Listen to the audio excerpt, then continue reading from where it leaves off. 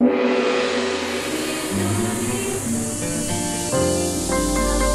Channel 3, Jembatan Pencerahan.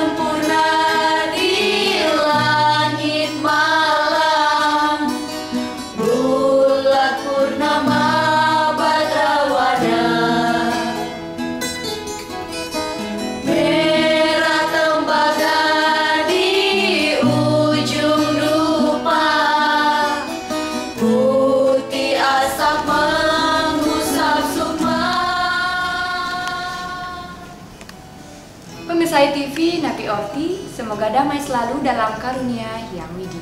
Kita jumpa lagi dalam TOS, tayangan on the spot HiTV Channel 3, Jembatan Pencerahan. Beberapa menit ke depan, ruang dan waktu Anda akan kami warnai dengan breaking point, berupa tontonan, berisi tatanan, dan memberi tuntunan, guna meningkatkan kualitas rada dan bakti kita, karena HiTV Channel 3, Jembatan Pencerahan. Bersama saya Dia Parisya, kita awali dengan breaking point pilihan, dilanjutkan dengan acara menarik lainnya. Pakai masker, cuci tangan dan jaga jarak, namun hati tanpa jarak dengan HiTV Channel 3. Putih sempurna di langit malam, bulan purnama badrawada.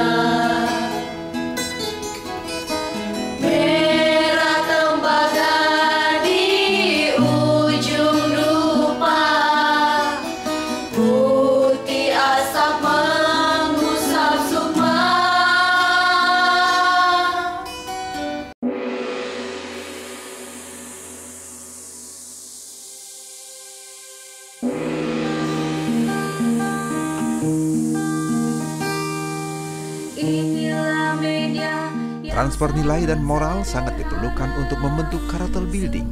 Inilah Sekolah Rumah Hindu Dharma High Schooling dalam program Tutur Sebelum Tidur. Para siswa-siswi Hindu High Schooling namanya Sekolah Rumah Hindu Dharma.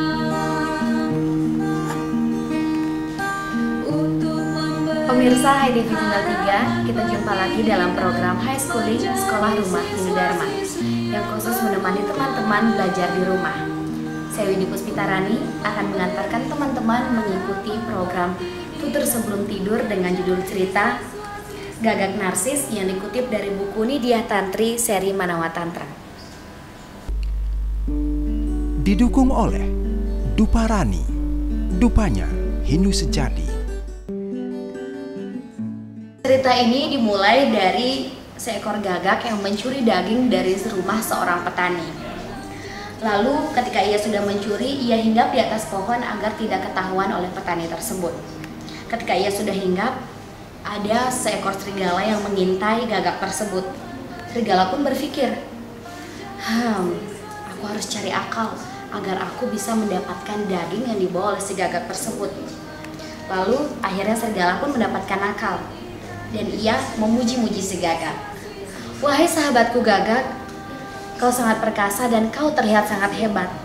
Bulumu seperti burung dari kahyangan. Bahkan burung merak yang paling indah di Macapada ini masih kalah oleh kecantikan bulumu. Bulumu hitam, mengkilat, penuh wibawa. Mendengar pujian itu, gagak memejamkan mata dengan angkuhnya. Ia tak sadar bahwa ia sedang dirayu oleh si serigala agar serigala mendapatkan daging itu. Lalu si serigala pun berkata lagi, kalau bulumu saja indah seperti itu, cakarmu juga kokoh, dan kepak sayapmu bagai kepakan burung Garuda, pasti suaramu juga merdu. Pasti para dewata di kahyangan terlena kalau mendengar suaramu. Kini hidung dari si gagak tersebut kembang kempis mendengar rayuan serigala. Ia ingin mengeluarkan suaranya biar bisa didengar oleh serigala tersebut. Ia tak sabar untuk menunjukkan suara indahnya pada serigala, dan saat ia membuka mulut, otomatis dagingnya jatuh. Nah, serigala akhirnya menangkap daging yang jatuh dari paruh gagak. Tanpa mengunyah, ia langsung menelan, sementara si gagak yang narsis suka memuji diri sendiri, hanya menelan ludah sendiri. Maka hati-hatilah dengan pujian, karena pujian itu manis di depan tapi pahit di belakang. Demikian pemirsa cerita tentang gagak narsis yang dikutip dari buku Nidya Tantri seri Manawa Tantra. Semoga bermanfaat bagi kita semua. Salam damai, Channel 3.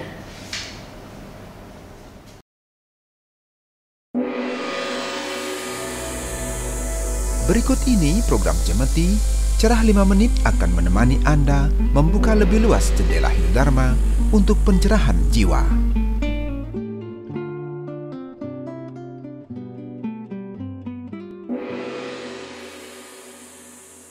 Pemirsa ITV, Napi Orti, apa kabar? Semoga damai selalu dalam karunia yang widi. Kita jumpa lagi di Kedai Ngopi Esko, ngobrol inspiratif, exploring, sharing, dan coaching bersama salah satu penulis warta, Pak Agus Budiatnyana. Kali ini kita masih tanya-tanya mengenai rerainan Hindu, yaitu Kajang Kliwon. Seperti apa setelah yang satu ini? Acara ini disponsori oleh Butik Buku Hindu, Altarnya Pustaka Dharma. Pemirsa ITV masih di Kedai Ngopi Esko. Pak Agus, Napi Orti, becek-becek. Nah, saya penasaran nih Pak tentang rerainan Kajang Kliwon. Ada gosip ini rerainan punya nilai magis ya Pak. Apa benar seperti itu? Ada nilai magis, kemudian ada nilai klasik, dan yang terakhir itu ada nilai religiusnya ya. Kajang Kliwon itu kalau kita hitung dari wewaran, triwaranya itu jatuh pada kajang. Jadi triwara itu ada pasah, kemudian beteng, dan terakhir itu kajang. Kemudian dia bertemu dengan pancawara, jadi Umanis, Paing, Pon, Wage, terakhir Kliwon. Ketika kajang bertemu Kliwon, itu adalah rainan atau hari raya yang memiliki nilai magis luar biasa. Diyakini dalam keyakinan kita di Bali ya, terutama penganut paham Siwa Siddhanta, energi-energi buta yang merupakan perpanjangan paripurna dari Batara Maharudra itu memurti istilahnya di Bali ketika pertemuan antara kajang dengan Kliwon. Nah, apakah buta kala ini negatif? Sebenarnya buta kala ini kalau kita kaji lebih dalam itu merupakan energi alam semesta yang kalau kita definisikan kala itu adalah waktu ya, di dalam Bhagavad Gita sendiri dinyatakan aku yang menghancurkan adalah waktu, kemudian buta itu energi. Nah, kapan energi waktu itu dapat dipertemukan, itu menjadi yang baik. Nah, ketika tidak disomil, nah ini yang menyebabkan ada biute, ada dohkite dalam istilah di Bali. Demikian. Nah, pemirsa TV pasti masih penasaran nih Pak, bagaimana ceritanya saat kajang bertemu Kliwon bisa menjadi rerainan bumi? Di antara triwara tadi dengan pancawara tadi itu ada kajang Kliwon bertemu dia. Nah, di sini kita menemukan mitologinya bahwa ancangan-ancangan ide Betari yang Durga Berawi pada saat itu dia yang memiliki harinya pada waktu itu. Jadi kita sebagai umat Hindu wajib untuk melakukan somya. Bukan berarti buta kala ini selalu negatif, tidak. Kita memerlukan energi ini. Kita memerlukan waktu ini untuk keseimbangan kosmos ya, baik makrokosmos ataupun mikrokosmos. Tetapi energi ini agar dapat dikendalikan. Ketika energi ini tidak dapat dikendalikan, itu yang susah. Untuk mengendalikan energi inilah, nah, ketika kajang bertemu dengan Kliwon, nah pada saat inilah kita melaksanakan somya dengan bute yadnya yang paling kecil disebut dengan mesegeh. Jadi wajib hukumnya ketika Kajeng Klion kita menghaturkan segahan untuk nyomye kekuatan ini agar lebih seimbang. Jadi tidak ada negatif yang lebih banyak atau tidak ada positif yang lebih banyak. Jadi antara positif dan negatif itu agar seimbang, demikian. Nah, lalu siapa yang dipuja nih Pak? Atau ya artinya Kajeng Kliwon ini sebenarnya untuk dewa atau betari yang mana? Kalau dipuja yang pertama tentu kepada betari yang guru ya, di lingkungan rumah. Kemudian meningkat di lingkungan Kayangan 3 itu kepada ide betari dalam. Dan yang terakhir nyomye kepada ancangan ide betari dalam. Niki berupa buta kala dan lain sebagainya. Nah, kalau kita kembali di pekarangan rumah di Kajeng Klion itu sendiri, kita melaksanakan segahan itu, mengaturkan segahan itu utamanya ada di 3 tempat. Ini yang utama dulu. Selebihnya ada yang mengaturkan di Pemengkang, di Sombah, nah itu pengembangan. Tetapi yang utama ini ada 3. Di mana itu? Yang pertama di Natah Merajan, di Natah Sanggah. Kemudian yang kedua di Natah Rumah, di halaman rumah. Dan yang terakhir di pintu paling depan, tempat masuk dan keluarnya kita sebagai pemilik rumah. Nah, yang ada di pekarangan Sanggah atau Merajan itu adalah Kala Bucari. Di halaman rumah itu Buta Bucari, dan di lebuh atau di luar itu adalah Durga Bucari. Lalu sebagai closing statement nih Pak, mohon disinggung sedikit dari segi susila dan acaranya. Sebagai umat Hindu, apa yang mesti dilakukan dan bagaimana tata krama membanten Kajeng Kliwon itu Pak? Tata keramanya yang pertama dimulai dari Merajan Dumun utawi Sanggah, mengaturkan ajuman di beberapa pelinggih. Kalau rumahnya ada di perumahan tidak Karang Sata misalnya, cukup Padmasana saja dihaturkan ajuman. Kalau Merajannya Mendaging Pelinggih Rong 3 juga menghaturkan ajuman. Nah, di Natar Merajan atau di Natah Sanggah itu menghaturkan segahan cacah, di Natah Rumah segahan cacah, dan di Lebuh itu segahan cacah. Tata keramanya adalah segahan cacah itu dibuat dengan nasi putih ya, kemudian diberi irisan bawang, diberi irisan jahe, dan sedikit garam. Di atasnya diberikan canang, kemudian diberi pemokpok berupa beras dan arak sebagai tetabuhan. Mantranya adalah idedane pemirsa sekalian cukup mese saja di Natar Sanggah kepada Kala Bucari, di Natah perumahan Buta Bucari, dan di luar adalah Durga Bucari. Setelah mesegah baru melaksanakan pemuspan di Sanggah. Artinya ketika kekuatan negatif itu disomye, nah pikiran kita lebih tenang, lebih nyaman. Setelah tenang dan nyaman baru menghaturkan sembah di Merajan. Begitu. Nah, terima kasih ya Pak Agus. Yeah. Pemirsa HiTV, demikian tadi ngobrol inspiratif cerah 5 menit bersama Pak Agus Budiatyana sekilas tentang Kajeng Kliwon. Saya Diah Parisya dan Pak Agus Budiatyana mohon pamit undur diri. Semoga memberi manfaat dan inspirasi untuk kita bersama. Dinding penghalang masuk gapura aling-aling disebutnya. Sampai jumpa dalam ngopi berikutnya. Salam damai, Channel 3.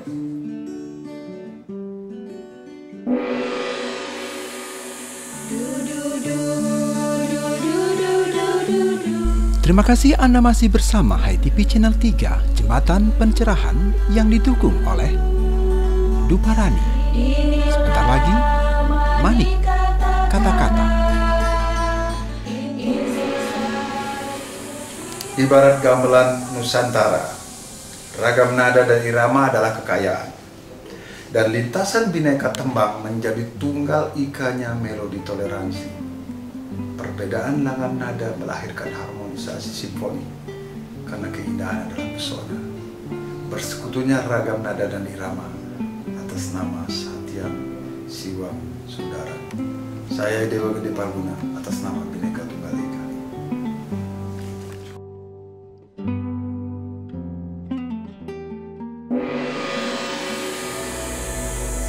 Berikut ini program Jemeti Cerah 5 menit akan menemani Anda membuka lebih luas jendela Hindu-Dharma untuk pencerahan jiwa.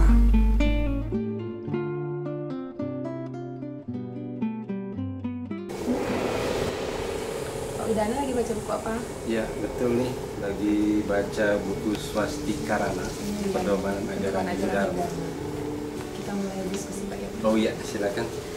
Pemirsa HiTV Channel 3, kita jumpa kembali dalam program Cemeti Cerah 5 Menit bersama Bapak Gusti Ketut Widana yang akan mengulas tentang topik menarik kali ini, tentang anak suputra. Iya. Seperti apa anak suputra dan bagaimana membentuk serta mengarahkan anak menjadi seorang yang suputra? Mari kita diskusikan setelah pesan yang satu ini. Acara ini disponsori oleh Butik Buku Hindu, Altarnya Pustaka Dharma. Pemirsa HiTV Channel 3 masih di Korja Kuartam bersama Bapak Gusti Ketut Pidana. Napi Orti, Bapak? Becek. Ya, kita mulai langsung Iya. Pak membahas tentang anak suputra. Pengertian anak suputra ada su dan putra. Bisa nggak Bapak menjelaskan untuk pemirsa HiTV Channel 3? Secara umum umat pasti memahami kata suputra itu berasal dari kata su artinya baik dan putra itu anak. Jadi suputra itulah anak yang baik. Konsep ini menjadikan umat Hindu terutama anak-anak generasi penerus orang tua bagaimana menjadikan dirinya bisa menjadi anak yang baik dan benar. Itu konsep dasarnya. Itu yang paling mendasar. Iya, paling mendasar. Kemudian Pak, dalam konsep Hindu, suputra itu tentunya anak yang baik dan berbakti Iya. kepada orang tua. Apakah ada kebalikannya mungkin dalam Hindu, Oh Pak? iya. Ya, Nah, ini masih banyak yang belum memahami. sebelum kebalikan suputra, kita mengacu dulu pada teks di Slokantara, di kitab Slokantara ada disebutkan bagaimana sebenarnya posisi anak suputra itu. Itu diibaratkan kalau di waktu malam itu cahayanya adalah bulan, di siang hari cahayanya matahari, di ketiga dunia itu cahayanya dharma, maka di keluarga itu adalah anak. Oleh sebab itu teks ini menyatakan bahwa anak baik adalah cahaya keluarga. Anak baik cahaya. Anak itulah yang akan memberikan sinar terang, memberikan cahaya kepada nama baik keluarga dan sebagainya. Tentunya dengan menunjukkan bagaimana anak itu benar-benar menjadi anak yang baik. Karena di dalam kitab Slokantara pada teks lainnya juga ada disebutkan bahwa 100 yatnya itu bisa dikalahkan oleh kehadiran seorang anak yang suputra. Bayangkan 100 yatnya yang kita lakukan bisa dikalahkan oleh seorang anak yang suputra. Itu berarti nilai dari anak suputra itu luar biasa. Itulah sebabnya ajaran agama Hindu selalu menuntun mengarahkan bagaimana anak-anak generasi muda Hindu terutama sebagai generasi penerus keluarga Hindu bisa menampilkan, menjadikan, menunjukkan dirinya sebagai anak yang baik dan benar. Nah, dalam konsep Bapak dikaitkan dengan era milenial sekarang, yang disebut anak suputra itu adalah anak yang ABG, tanda petik ya, anak yang ABG, anak baik dan berguna. Anak baik dan berguna. Satu pertanyaan belum terjawab Pak. Oh, iya. Itu suputra, mungkin ada kebalikannya Oh iya. Pak? Jadi selalu ada hal yang bersifat rubin itu. Ada anak baik suputra, ada anak tidak baik atau kuputra.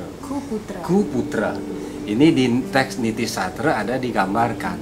Jika anak suputra itu diibaratkan seperti pohon cendana di dalam hutan yang sejauh-jauhnya bisa memancarkan aroma keharuman. Artinya anak baik itu bisa membuat nama keluarga itu harum. Ya. Tentunya dengan kebaikan, kebenaran, apalagi dengan prestasinya. Kebalikannya anak kuputra, lawan dari suputra itu diibaratkan seperti pohon-pohon kering di tengah hutan. Ketika angin menggerakkannya, kemudian satu sama lain batang, ranting itu saling bergesekan, akan muncul panas, gesekan itu, panas memunculkan bara, bara kemudian mengepulkan api, dan akhirnya membakar, menghanguskan seluruh isi hutan. Artinya, anak yang tidak suputra atau kuputra bisa akan menghancurkan nama keluarga di mata siapapun, terutama di mata masyarakat. Itulah pentingnya anak suputra bagi keluarga Hindu agar betul-betul nama keluarga, nama baik keluarga bisa diharumkan melalui prestasi anak-anak yang dilahirkan oleh orang tua. Itu tugas berat anak-anak generasi milenial sekarang. Ya, Pak Widana, sebagai closing statement ini penting menjadi catatan bagi calon orang tua. Bagaimana cara mengarahkan dan membentuk anak menjadi yang suputra? Nah, ini ya kita tidak bisa hanya menuntut anak supaya ABG ya anak baik dan berguna, tapi orang tua sudah baik dan berguna.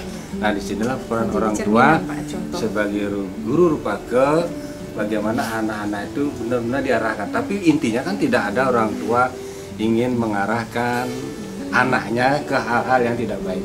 Pasti arahan tuntunan orang tua selalu dibimbing ke arah yang lebih baik. Persoalannya ini lebih kepada anak itu sendiri. Apalagi di zaman sekarang dengan pergaulan yang semakin milenial, mengglobal, dibantu oleh dunia digital dan sebagainya. Ini yang perlu dibangun sikap mental, moral dan spiritualnya agar anak-anak itu betul-betul menjadi anak Hindu yang benar-benar suputra. Saya kira itu. Ya. Terima kasih atas saudaranya Pak. Ini sangat penting sekali untuk anak-anak milenial memahami tentang konsep dari anak suputra. Semoga dapat memberikan manfaat dan inspirasi untuk kita bersama dalam program Cemeti Cerah 5 Menit. Saya Mia Gandewa bersama Bapak Gusti Ketut Pidana pamit undur diri. Salam damai, Channel 3.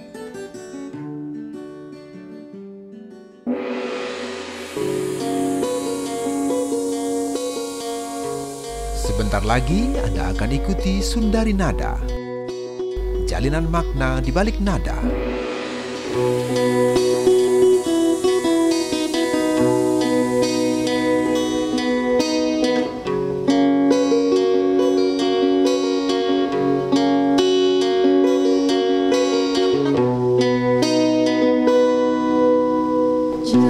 Jangan berhenti menatap balik, kendati hanya dalam diri. Mari bersama langkahkan kaki, menatap balik dari hati. Jangan berhenti menatap balik, kendati hanya dalam diri. Mari bersama langkahkan kaki, menatap balik dari hati. Demikian tadi pemirsa lantunan Sundari Nada, makna di balik nada, menjadi sajian akhir kebersamaan kita. Semoga menginspirasi dan bermanfaat untuk kita bersama. Saya Diah Parisya mewakili seluruh kru HiTV Channel 3 mohon pamit undur diri. Terima kasih atas kebersamaan Anda para pahlawan Dharma. Karena hanya dengan menonton saja Anda lah pahlawan kami yang ikut menganyam jembatan pencerahan sampai ke seluruh pelosok hati umat Dharma. Maaf jika ada tak berkenan, sampai jumpa dalam tos berikutnya. Salam damai, Channel 3. Jangan berhenti menatap balik, kendati hanya dalam diri. Mari bersama langkahkan kaki, menatap balik dari hati. Tema bakti berdiri dari hati, demi cinta suci Hindu sejati. Tema bakti berdiri dari hati, demi cinta suci Hindu sejati.